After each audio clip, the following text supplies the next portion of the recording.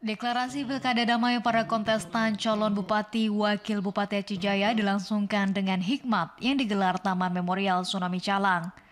Pada deklarasi ini turut dihadiri para paslon, pimpinan partai politik, panwasli, dan unsur pemerintah Aceh Jaya.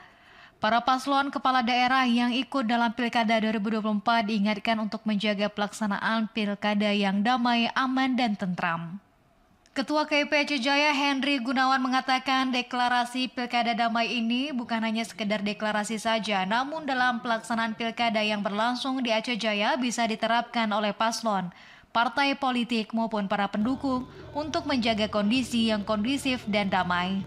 Berdasarkan naskah deklarasi tadi, kita tetap mengharapkan suasana kondusif selama pelaksanaan pilkada di Kabupaten Aceh Jaya tanpa ada tetap menjaga Kamtibmas dan tertib, aman serta menjaga netralitas semuanya.